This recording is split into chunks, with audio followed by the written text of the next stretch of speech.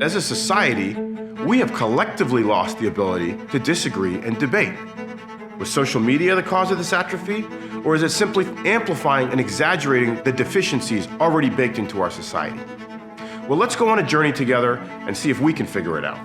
In 1910, 156,000 students graduated from high school. Of those who went on to college, a grand total of 37,000 earned bachelor's degrees. The world was small. The total information available to any individual person was small, and so, therefore, was the way we taught. We had small classrooms. Teachers knew their students, and the focus in classrooms was on discussion and problem solving. Now, I don't mean to imply this was some kind of utopia. The old way was elitist and exclusionary.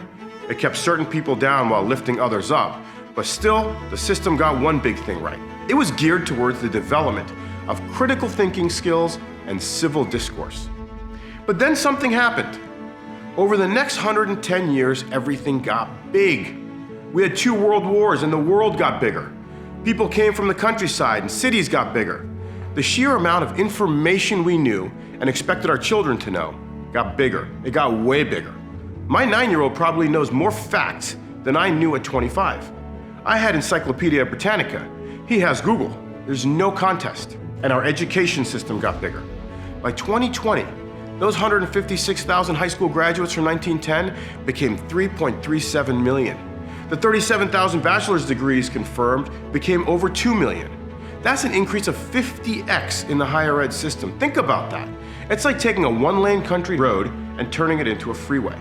In order to meet the demand for education, we were forced to change the way we taught.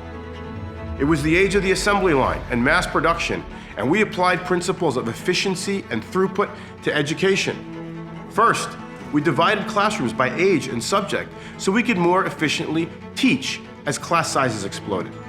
Second, we developed instructional standards which prescribed what was to be taught in each of those classrooms. Next, we created textbooks to ensure faithful delivery of the content contained in those standards. And finally, we developed a machine that would tie it all together and allow us to accurately assess what was being taught in those classrooms.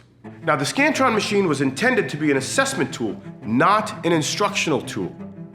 But weird things happen because we can only measure what we can observe. And if our magical machine can only measure multiple choice responses, then of course, our instruction would quickly migrate to assessing based on facts, not on understanding. We no longer care why William the Conqueror invaded England or what the impacts were. We only care whether it happened in 1066 CE or 1249 CE. We took our educational framework from a thriving, living process based on critical thinking and discourse, and we turned it into a rigid, ossified system based on the passive absorption of content and the regurgitation of facts. Let's think about a typical high school history class. You're crammed in with 40 other kids, and your teacher's been given a standards pacing guide that has scripted their instruction down nearly to the day.